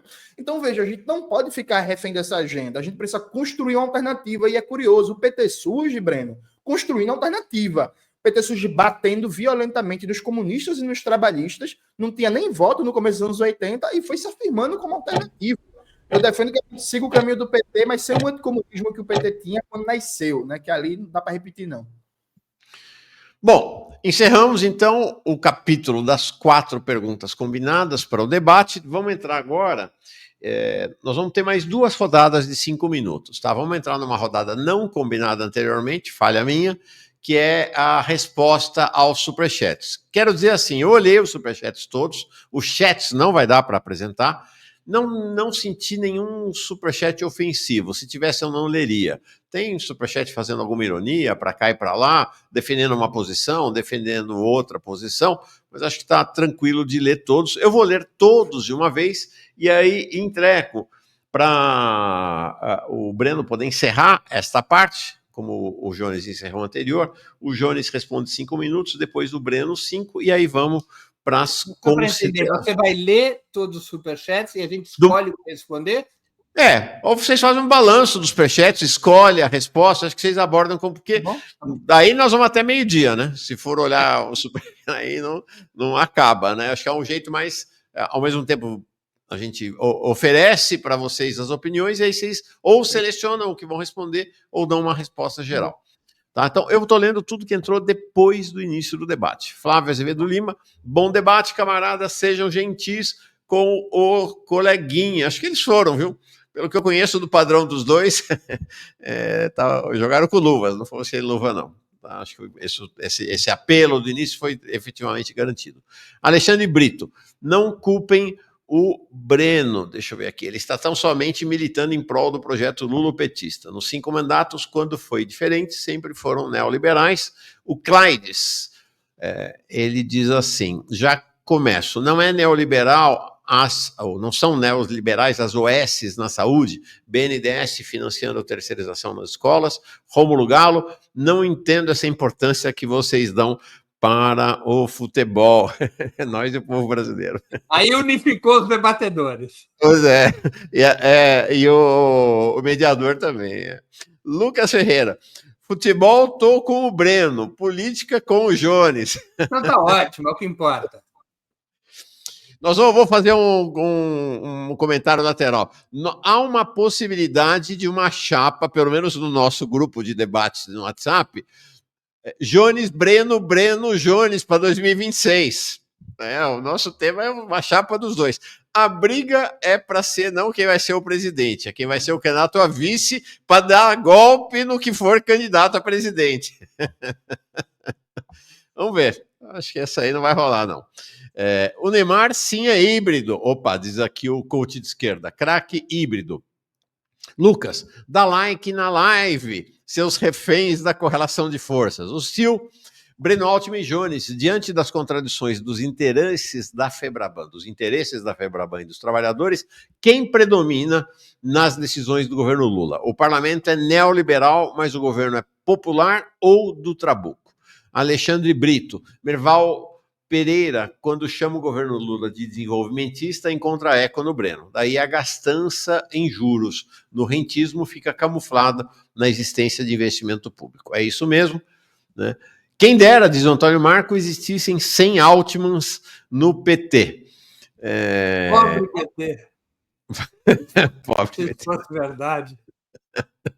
Coach de esquerda. Breno, você acredita que é possível superar esse petismo Fukuyama? Estou cada vez mais convencido dessa faceta ser majoritária e insuperável. PS, nem Fukuyama acredita mais em fim da história. Celi Lima tem uma pergunta. Qual a relação explica a ligação umbilical desse governo com o latifúndio, grandes banqueiros e capital estrangeiro? André Silva, bom dia a todos. Queria saber como o governo é desenvolvimentista se os gastos do Estado estão limitados pelo arcabouço fiscal. Lucas, Lenin na veia e Haddad na cadeia. Elias Dietrich, imposto de renda da pessoa física sem mecanismo de proteção, logo inflamação. Lucas, governo vai arrumar para a esquerda só mais 72 horas. Almir Bastos, esse reajuste mínimo do salário mínimo feito pelo governo Lula nem arranha a inflação dos alimentos, só para falar desse item. Breno, Cristiane Toledo, um governo que ataca os idosos e PCDs, não tem nada de híbrido, é neoliberal na veia. Pedro Belmonte, Breno, o que define o caráter do governo são as medidas predominantes. Tu cita as pautas mínimas para defender o governo, deixando de lado as dirigentes. Aline Marinho, sou o Brenete, mas o governo é neoliberal. Essa eu não tinha ouvido ainda, em Brenetes, os Brenetes. Já tinha ouvido essa, Breno? Acho que não, né? Não. Eu já ouvi falar os manuelistas. Isso eu já ouvi falar, os manuelistas. O Brenetti não tinha ouvido, não. Verônica Nascimento está aqui com a gente. Eles eram seguidores de Dom Manuel, né? Nesse caso aqui é de Jones Manuel. Os manuelistas, os seguidores de Dom Manuel. Verônica Nascimento, tenho dito, dá para ser melhor que o Bolsonaro e continuar sendo péssimo. Debate adulto, Jones, brabo. Cauã da Silva Lima, estou vendo contradições nas suas falas. Você acredita que só porque o governo faz algumas poucas atitudes relativamente de esquerda, ele se torna de esquerda ou desenvolvimentista? O Rômulo está aqui com a gente como novo membro. O André Flores esteve aqui 2 dias atrás com a gente. Ele é doutorando lá da Unicamp, autor do livro sobre o capital financeiro e a queda do governo Dilma Rousseff, o golpe contra Dilma Rousseff. Diz aqui o André. Concordo que o governo não é neoliberal, mas discordo que é um governo em disputa, pois a grande burguesia interna é priorizada pela política estatal. E aí ele completa. Políticas sociais, PAC de 1,7 tri, 300 bi de crédito industrial, BRICS, são políticas neoliberais, o que explica a oposição neoliberal ao governo. O Lost Quent. Híbrido, juros absurdos para reduzir a liquidez e negociata para a Febraban aumentar, arcabouço versus parafiscal mais orçamento secreto, não agrada a ninguém. Lucas Araújo, a estratégia retórica do Breno, isso de falar de fatos contra discurso é cascata, os discursos neoliberais de integrantes do governo também são fatos.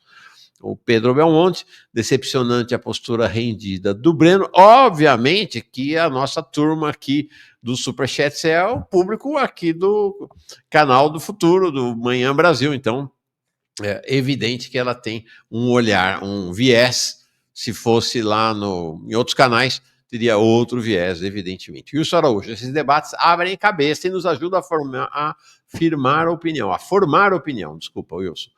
Já assino o Farol Brasil e vou assinar o Ópera Mundi agora. Informação é poder. Obrigado, Breno e Jones. O ganhador desse debate é o povo. Breno, só não aceito brincadeira com o grandioso Sport Recife. Futebol é mais complicado que política, de fato. Lucas Araújo, valoroso debate. Existir duas posições antagônicas é fundamental para fortalecermos nossas análises. Ouvindo o Breno, ainda acho o governo mais neoliberal. André Furtado, o fato do governo ser híbrido não implica que não seja neoliberal. 50 fios de cabelo na cabeça de um careca não fazem com que ele deixe de ser careca. Estamos chegando no final, tá, gente? Leonardo Muniz, a grande mídia aponta problema de comunicação do governo Lula. Como os debatedores podem nos oferecer reflexões sobre esse tema em correlação com a perspectiva neoliberal de constituição das subjetividades dos sujeitos? Dá para fazer um programa inteiro só sobre isso, né? Leonardo, obrigado. Carolina Ribeiro Prado Bastos. Todo o meu respeito e admiração por Breno e Louco Jones, ao Farol e Mauro, toda a minha admiração a todos nós, camaradas, valeu, obrigado. Por que, Breno, diz o Wagner aqui, você ainda espera o tão esperado, mas nunca concretizado giro à esquerda do governo Lula? Não há materialidade alguma para isso. O Isaac José, Breno, o governo é neoliberal, mas eu não gosto de neoliberalismo, mas gosto do governo, então ele não é.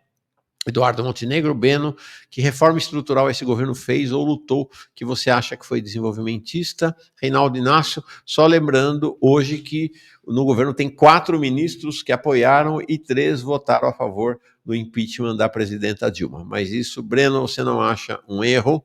Luz Souza Cruz, muito obrigado por representar o povo. Jones, o fato é que o Breno está muito bem, obrigado.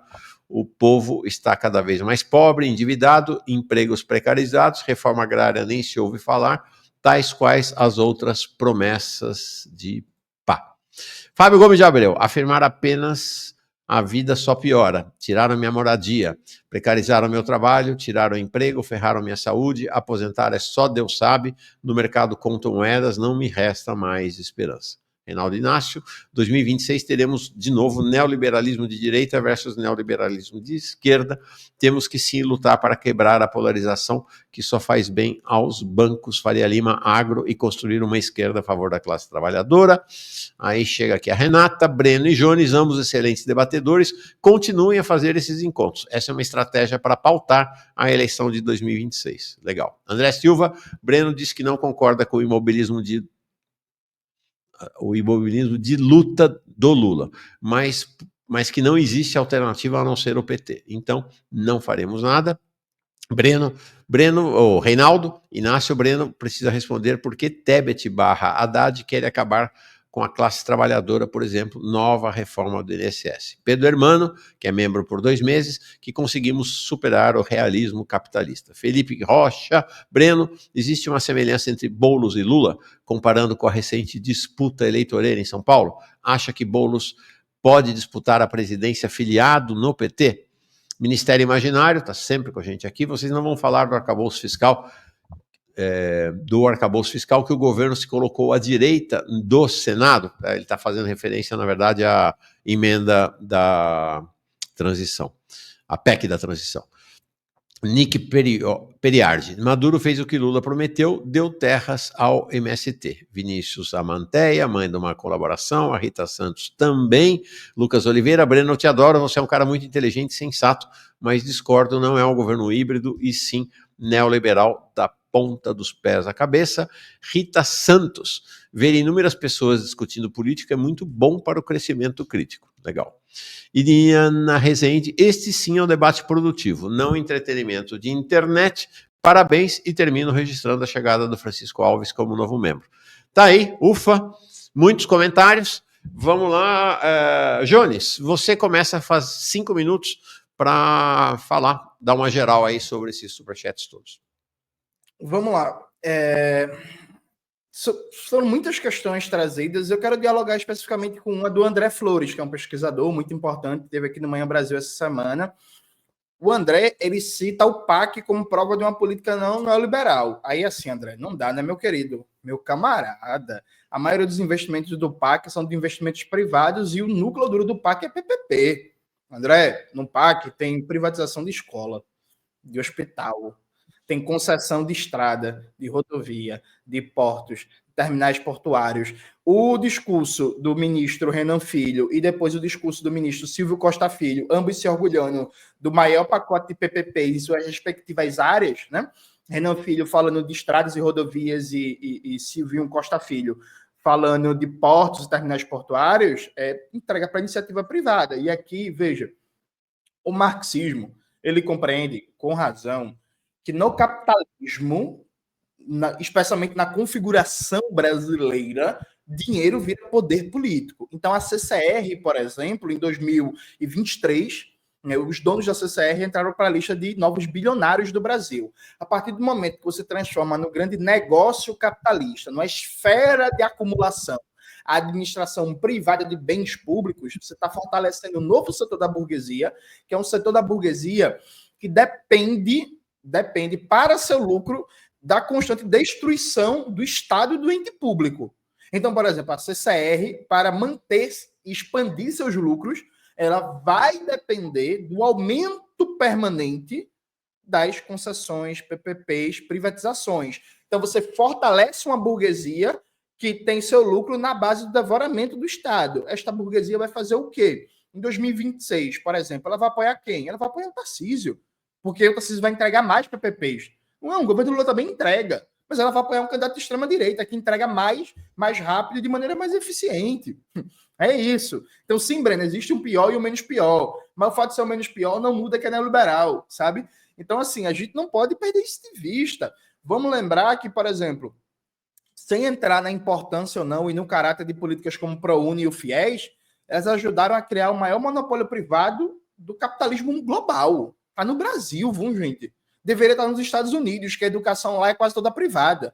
Mas o maior monopólio capitalista do mundo da educação está no Brasil, que teve papel fundamental no golpe contra a presidenta Dilma e na contra-reforma do ensino médio. Né? Então, assim, a gente não pode pensar política pública em separado da luta de classes. da repartição da renda e da riqueza produzida na sociedade entre as classes, frações de classe e grupos de classe. Isso por um lado. Por outro, veja, eu de verdade, eu entendo o camarada Breno Altman, que ele está numa situação muito difícil, porque o Breno Altman, ele é um comunista, ele é um marxista, um cara sério, rigoroso, tem um papel fundamental na luta do povo palestino, só que sustentar o governo Lula como um governo não neoliberal é uma tarefa dificílima. Reparem que a gente está terminando um debate. Breno Altman até agora não deu um único exemplo de quem seria a ala desenvolvimentista no governo. O máximo que ele consegue citar é a Petrobras, né? Mas mesmo assim é um exemplo meio capenga. Então, assim, há uma disputa. Cadê a disputa? Por exemplo, agora, no consignado privado, Breno, em que o governo está entregando o FGTS para os bancos, teve alguém no governo que criticou o governo não estabelecer um limite de juros? Assim, quem foi? Onde é que isso apareceu? O ministro do Trabalho, publicamente. Então, não sei se foi essa a linha dela, não, mas peraí, Breno, você expõe o argumento da sua fala. Agora, por exemplo, na questão da escala 6x1, quem foi o ministro do governo que foi para cima e tal? E não vale falar da bancada do PT, não, viu, Breno? Inclusive, boa parte da bancada do PT mentiu sobre o BPC ano passado, embora alguns tenham votado contra. Assim como o Breno, ele simplesmente foge de temas que são incômodos, né? Por exemplo, a gente está debatendo muito emergência climática, né? Questão ambiental. E aí o governo Lula está estimulando a privatização do regime de águas do Brasil via BNDES. Aí o Breno deixa isso de lado, né? Aqui a Compesa de Pernambuco está sendo privatizada, Breno. O metrô de Recife, Breno, foi promessa do presidente Lula, quando veio aqui em Recife em 2022, não privatizar o metrô de Recife. Eu estava com ele no palanque, estava do lado dele. E ele prometeu não privatizar o metrô. Está privatizando agora, Breno, sabe? Então, veja, a gente tem uma conjuntura muito difícil. De fato, a gente está espremido de um lado pelo fascismo, espremido de um lado pelo neoliberalismo, certo? E precisa começar desde já a criar uma alternativa, senão a gente vai ser esmagado por esses dois monstros. Então agora, Breno, você faz um comentário geral, escolhendo os superchats para comentar. Valeu, 5 minutos. Primeiro, eu quero dizer que a relação de fatos do André Flores é totalmente correta. São, evidentemente, elementos que demonstram que existe no interior do governo políticas liberais no âmbito fiscal e monetário e políticas antiliberais. O governo é um governo que tem duas agendas em disputa, e o equilíbrio entre essas agendas é determinado por essa disputa. Não é? Aquilo que o André Flores cita, das políticas sociais, às quais eu me referi, o PAC, a expansão do crédito, elas não são políticas neoliberais, e os seus efeitos demonstram que elas não são políticas neoliberais. Como marxistas, nós devemos sempre olhar, repito, em primeiro lugar, para os salários, porque a relação entre salário e lucro é a relação fundamental nas sociedades capitalistas. Se nós estamos tendo um crescimento importante, acima da inflação e acima do PIB, da renda do trabalho, nós temos que pesquisar, investigar por que isso acontece. Há uma evidente contradição entre quem afirma que esse governo é neoliberal e a mudança favorável da renda do trabalho. É incompatível com o neoliberalismo, porque o objetivo central das políticas neoliberais é exatamente achatar em termos relativos, direta e indiretamente, o salário dos trabalhadores. Por que cargas disso que isso não está acontecendo, apesar da política fiscal e monetária estarem no âmbito do liberalismo? O que acontece que os salários continuam crescendo? O que acontece que o PIB de 2024 teve como motor de crescimento o consumo das famílias e a indústria? O que está acontecendo? Uma preocupação séria com a investigação e não com a lacração, como muitos fazem, tem que descobrir o que está acontecendo. O que está acontecendo é que, ao lado de políticas liberais, além da política fiscal e monetária, você tem várias outras políticas que podem ser classificadas como liberais. Ao lado dessas políticas, há políticas antiliberais, que são as que explicam este movimento positivo dos salários e do próprio crescimento da economia. Esta é a hibridez do governo. Não é? Eu não discordo que, por exemplo, o excessivo recurso às PPPs e às concessões tem um prisma liberal. Eu não discordo disso. É um fato. Uma pessoa que perguntou, uma espectadora que perguntou a esse respeito. Por fim, outras questões essenciais. A questão não é esperar por um giro à esquerda. Não é uma aposta de que haverá um giro à esquerda. É que a única saída real para a esquerda brasileira enfrentar a extrema-direita e o próprio neoliberalismo é uma mudança de estratégia do governo Lula. Não existe a possibilidade real e concreta de surgir, no período histórico em que vivemos, uma alternativa ao governo Lula. O governo Lula não é o Kerensky, não vão surgir os bolcheviques capazes de derrotar e superar o Kerensky nesta atual quadra histórica. Isso não vai acontecer. Isto é idealismo, no sentido filosófico dessa expressão. Isso não tem a ver com a realidade. O Jones fala na necessidade de construir uma alternativa à esquerda do PT. Bacanésimo, tomara que dê certo.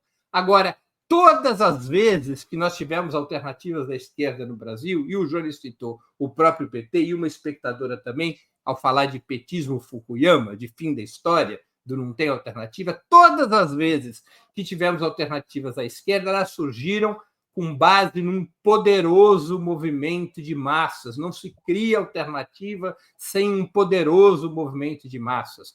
O PCB, nos anos 20 e 30, só teve a força que viria a ter a partir, especialmente dos anos 30, porque houve uma enorme mobilização da classe operária de 17 a 22, além da Revolução Russa, e porque houve a coluna Prestes, e o Prestes se deslocou para o campo do comunismo.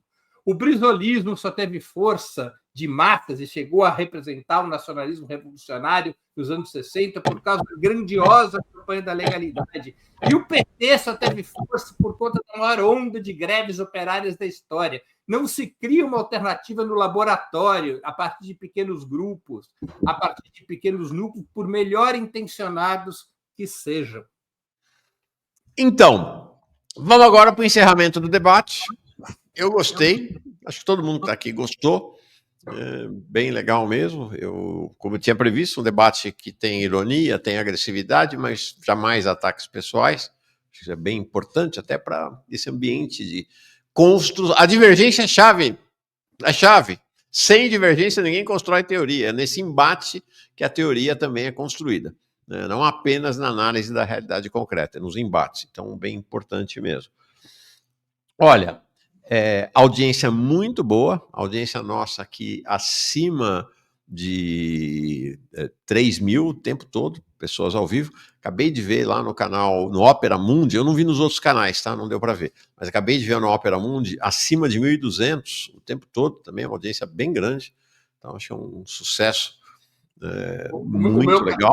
O meu cachê vai ser pago que horas? Pois é, camarada. Jones, cadê meu cachê? Pois é, peraí. Legal, tá fechado aí, Jones, tá fechado. Não, pô, vamos caminhar para a conclusão, que eu tenho muita coisa para falar ainda. Então pronto. Então vamos fazer agora, ó. 5 minutos para o Breno, 5 minutos para o Jones, e aí a gente encerra a rede, e já agradeço desde logo ao canal Resistentes, ao João, assim disse João, a Opera Mundi e a nós aqui do Farol. Agradeço pela rede, a rede se desfaz, mas nós continuamos aqui, já está na sala de espera para a nossa entrevista final dessa sexta-feira e da semana, o Nicolas Souza Santos, que é uma das principais lideranças dos entregadores e entregadoras por aplicativos, na liderança do Breque Nacional, da greve nacional marcado para 31 de março e 1º de abril. Então, Jones, deixa eu ver se é o Jones. Não, é o Breno, desculpa. Breno, 5 minutos para suas considerações finais, por favor. Bom, antes de mais nada, eu queria agradecer o convite para participar desse debate. Eu acho que ele é bastante interessante para compreendermos diferentes pontos de vista em relação à esquerda brasileira. Fundamentalmente, eu acho que está em jogo, quando a gente debate a caracterização do governo Lula, está em jogo a postura, a posição que as pessoas de esquerda adotarão no atual período histórico. Nós temos que entender o papel do governo Lula. Se nós compreendermos que o papel do governo Lula é o de organizar o neoliberalismo, e, portanto, que ele é um governo, mesmo que diferente, um governo da mesma família dos governos Temer e Bolsonaro, nós vamos ter uma posição política. Se nós compreendermos que esse é um governo que se contrapõe ao neoliberalismo, ainda que ele tenha um caráter híbrido, nós vamos ter uma outra postura política. A minha postura política parte da compreensão de que nós vivemos no país hoje, quero repetir essa ideia, uma contradição fundamental. Nós sempre temos que analisar em cada conjuntura qual é a contradição principal. Isso é da metodologia marxista de análise de conjuntura, tão bem desenhada por vários autores, entre eles por Mao Tse-tung, no célebre texto sobre a contradição. Qual é a contradição principal da situação política do país? É a contradição entre as forças democráticas e populares e a extrema-direita. Esta é a contradição principal. Jogam um papel secundário a direita liberal e um papel ainda mais secundário, muito mais secundário, o que se chama, ou que podemos chamar de esquerda radical, dessa esquerda fora do PT. Não é? A contradição fundamental é essa, entre as forças democráticas populares e a extrema-direita. Portanto, a vitória do governo Lula, ela é fundamental, ela é a batalha decisiva, ela é a questão decisiva para 2026. Este governo é um governo socialista, revolucionário? Evidentemente que não. Que governo é esse? Ele é um governo que se construiu a partir de uma tática, a tática da Frente Ampla, com um objetivo: derrotar a extrema-direita nas eleições de 22. E deu origem a um governo em disputa, um governo no qual duas concepções se chocam o tempo todo: a agenda social liberal e a agenda social desenvolvimentista. Tá? É este o governo que tem. Eu não fui favorável em 2022 e continuo não sendo favorável à tática de Frente Ampla. Eu era favorável que no primeiro turno de 2022 se apresentasse uma chapa de frente popular, de frente de esquerda, com um programa muito mais nítido para forçar a correlação de forças, com perdão da cacofonia, para impulsionar a correlação de forças mais à esquerda. E continuo achando que essa é a melhor alternativa para 2026. No entanto, este é um governo que é a única saída real e concreta para a disputa de curto prazo, para a disputa de 2026, para as forças populares e democráticas. Não apenas derrotarem a extrema-direita, como também se colocarem como alternativa ao neoliberalismo. Esse é um governo no qual nós devemos lutar, pressionar e criticar para mudar a sua estratégia. A estratégia gradualista desse governo é uma estratégia equivocada, que está trazendo problemas. Nós devemos lutar para que a agenda social desenvolvimentista prevaleça sobre a agenda social liberal. A agenda social liberal deve ser criticada. E até mesmo, como aconteceu com vários deputados petistas, as medidas dessa agenda social liberal que eventualmente forem encaminhadas ao Congresso ou que forem transformadas em projetos efetivos, elas devem ser contestadas por deputados de esquerda, inclusive os do PT, repito, como aconteceu no período do ajuste fiscal. Mas nós não podemos ter dúvidas em relação ao papel do governo Lula. E não é um papel determinado pela política econômica somente. é determinado pelo período histórico que a gente vive. A defesa do governo Lula, ainda que com críticas e pressões, é fundamental para que a classe trabalhadora possa derrotar a extrema-direita e acumular forças no sentido de um projeto de transformação da sociedade. Legal. Jones, então você encerra o debate, 5 minutos para as suas considerações finais.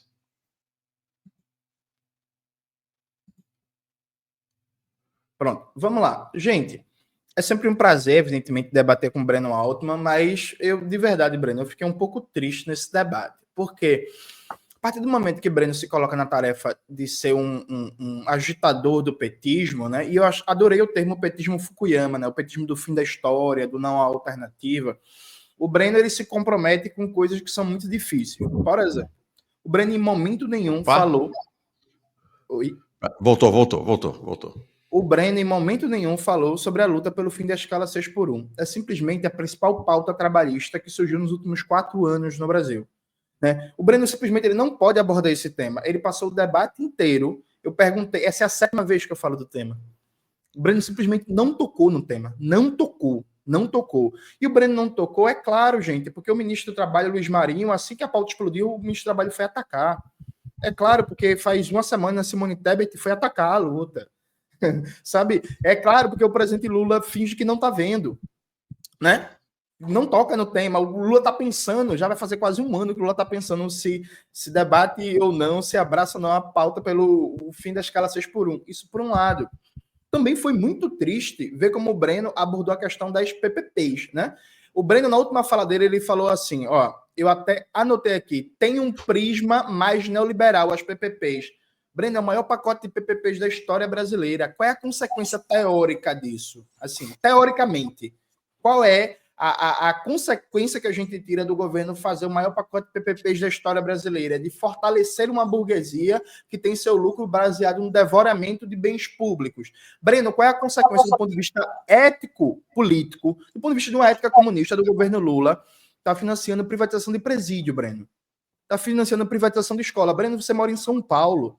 Privatização das escolas, que Tarcísio de Freitas está fazendo, é com apoio do BNDES.